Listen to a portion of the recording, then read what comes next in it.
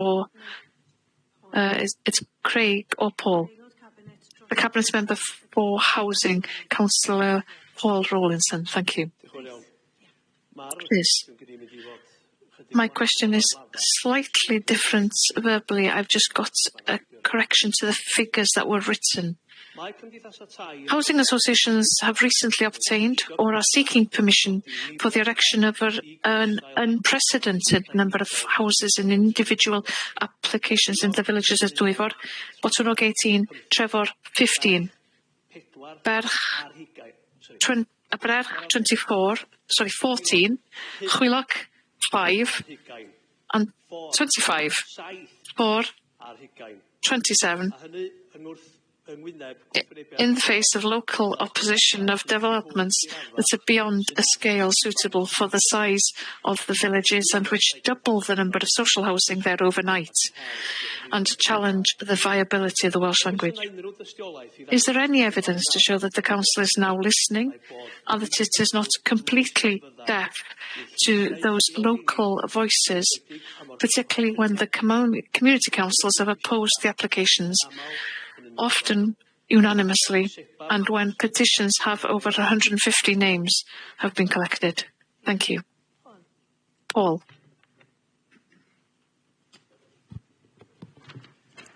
The Planning Committee is required to make decisions within a legal framework. This means determining applications in accordance with the development plan, unless material planning considerations indicate otherwise. It must also be ensured that these findings are reasonable and have a clear evidence base. The number or origin of support or opposition is not in itself a relevant planning consideration. However, full consideration will be given to relevant planning consideration that emerge from comments received in response to consultations on planning applications, including comments from the public, the Community Council and other consultees.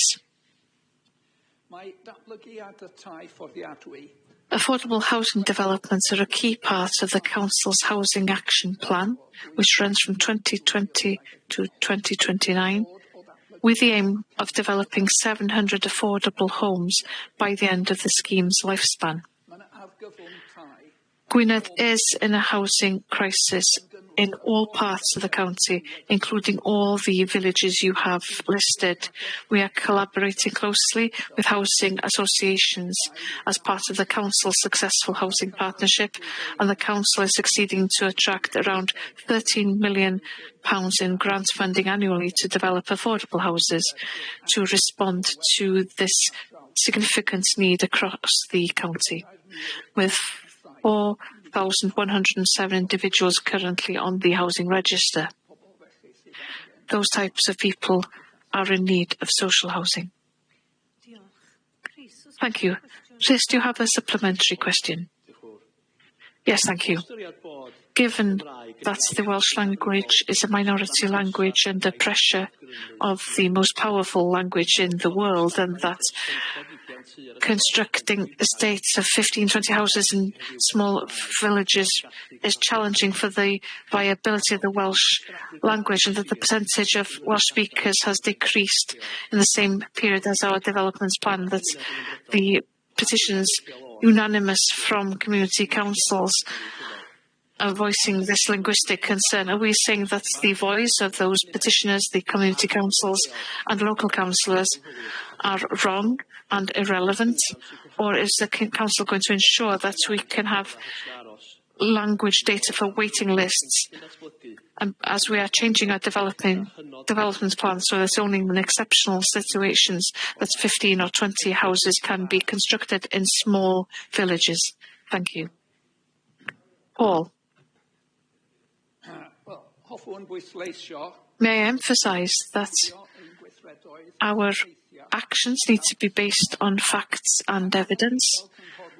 As councillors who are elected, we are leaders in our communities, and we have a duty to show that leadership, to convey the facts and the evidence to the public, so that the public opinion lies on firm foundations and not on prejudice.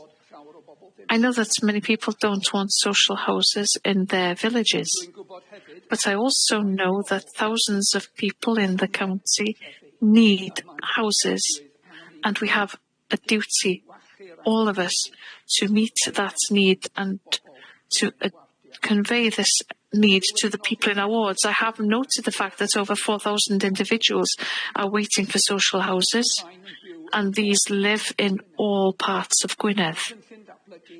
The development plan designates the numbers of houses required in all locations, given and based on these numbers. The factual numbers and the report with every planning permission does demonstrate the level of local need. The housing development plan has a positive impact on the Welsh language by helping people to remain in their communities, and 97% of the people who have a social house have a link to Gwynedd, and the majority are Welsh speakers. And the report has gone to the Language Committee showing this, showing that those people who have these houses on the new estates, usually there are a higher proportion of Welsh speakers than the surrounding areas, such as Caernarfon. 91% of the people in the new housing estates, compared with only 81% Welsh speakers, according to the census. In addition to ensuring houses for our people, we're helping to prevent the out-migration of Welsh speakers from the county, and that is what kills the language. We don't ask in the application form for housing whether people are able to speak Welsh, because the data protection regulations only allow us to ask questions which form part of the housing allocation process, and the language, therefore, of the applicants is not relevant. Those relevant issues are local connection, housing need, link to the local community, and so on. You talk about the impact of constructing 15 to 20 social houses on the Welsh language. Well, if they were all let out to non-Welsh speakers, I would agree with you that this is detrimental to the language, but the opposite is true. As I have noted, statistics show that a higher percentage of Welsh speakers are in these new estates than in the surrounding communities. I and everyone on this side of the chamber were elected to act upon this manifesto, which does include pledges in favour of housing local people, using the second homes premium to help local people to live in their communities in quality houses, and to provide hundreds of new houses by implementing our housing plan. And it's good to see that the new Plaid Cymru government will legislate to give everyone the right to a home, setting it out in legislation, and to construct thousands of new social housing, because this is what will be needed to address the housing crisis. And this is what Cyngor Gwynedd will still do while I hold the housing portfolio. Thank you. The last question comes from Councillor Griffith Williams, to be answered by the Councillor Craig Iago, Cabinet Member for the Environment. Your question, please, Griffith. Sorry, I was on mute. Thank you, Chair. Gofynnais yn flaenorol I previously asked if this council, following the fact that Article 4 was quashed by a court as a result of what has been ruled as misleading details by this council, whether this council will apologise to campaigners who fought so hard to get Article 4 in force, and there was no apology. By now, the council's right of appeal has been refused. Therefore, is the council finally going to apologise to the campaigners for Article 4, patriots, linguists and taxpayers, following the fact that it is now clear that a shortcoming in the key paperwork caused Article 4 to be quashed, and that a sum of money of over £500,000 has been wasted. Craig. And thank you, Member, for the question again. It won't be a shock to hear that I haven't changed my mind, but may I take this opportunity just to describe the journey that we've gone on with this Article 4 to help people in the chamber here or people at home to understand what has happened exactly. Back before COVID, as a council, we decided that we wanted to tackle the housing crisis that was being faced, and specifically the impact that second houses, empty houses had on the ability of local people to be able to live in their communities. We commissioned a large piece of work internally to examine the housing crisis and to see what we could do about it, what the solutions would be to the problems. And once we had that document to hand, we started acting on everything that we had the power to act upon as a council, and decided to lobby and pressurise the government on the things that they had the power to address. We then had a public campaign to raise awareness about the problem and the good work being done by the council to try to tackle it. As a result, and the additional pressure that community groups such as Hawley Fwydra and Cymdeithas yr Iaith were placing on the government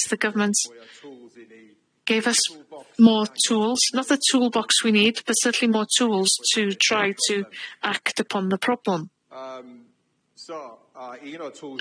One of those tools was Article 4, and therefore I think it was June 2023, as a cabinet, we decided to start the process towards Article 4, and in 2024, I think it was September,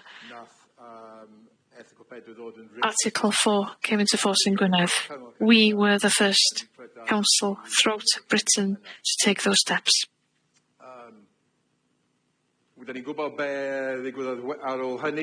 We know what subsequently happened. A group of owners of second homes and holiday accommodation decided to mount a legal challenge regarding the decision, and they were challenging 5 points, and the original judge dismissed 4 of those points. So their case came down to 1 point, which was that the documentation used by the Cabinet to take the decision to start and initiate this Article 4 process wasn't clear enough on the legal test within Article 4. Now, obviously, we disagreed with that interpretation. As Cabinet members, we knew that what we were trying to do was clearly set out, so we appealed the decision. Unfortunately, the appeal courts decided to agree with the judge and said that there was sufficient evidence that the documentation wasn't clear enough and that there was wording that was not sufficiently clear, and quashed that decision made by us. It is important to note that the decision did not say that there was insufficient evidence or that the aim of the policy wasn't good enough or that there was no local need to act upon. It mentioned the definition or use of the wording used as part of the decision. It is also true that, bearing in mind the fact that this challenge came from individuals who have sufficient resources to initiate legal steps, which can be extremely expensive, something that many or the majority of residents of Gwynedd don't have. Now, those residents still don't have access to the houses within their communities. Throughout this process, council staff have worked sincerely based on professional advice, including independent legal advice, and in accordance with the guidance from government. We have led, we have been innovative, and we have prioritised the needs of our residents. Of course, we will reflect and learn from this, but no, I don't think that we should apologise. I don't understand who that apology would help either. Thank you. Griff, do you have a supplementary question? Yes, I don't know from where that response came. It's not the same response that I read in front of us, but I do have a supplementary question. I return to the original question and the lack of an answer.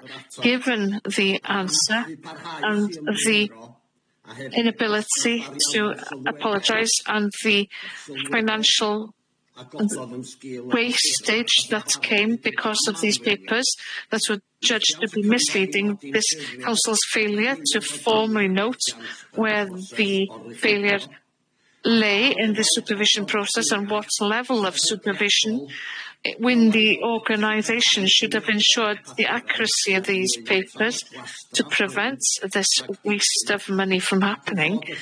And as the appeal court and the High Court judged against the council in this matter, and that the Cabinet member's response does not focus on the fact of the council. Does he believe that the court's adjudication was wrong and that the council knows more than the judge? Because if he doesn't believe that, when will he apologise? Craig? So a question, or well, the question was, do I disagree with the view of the judge? And if I don't disagree, when do I apologise? Am I right, Chair? Well, it's not my role to disagree with the judge. That is his job. My job is to help local people to live in their communities. So it doesn't come down to my view as opposed to his view. I was part of the Cabinet that took the decision, and it was clear enough for me what we were doing. That is not true about the judge. He disagrees with that, and that's it. But again, I really do not understand how an apology would help anyone. And I'm not for a second thinking that the process that we've followed and what we have been doing is wasteful. We haven't wasted anything because we are here to help local people to live in their communities and to lead and to be innovative and to prioritise their needs will never be wasteful of resources or time. Thank you. Thank you very much.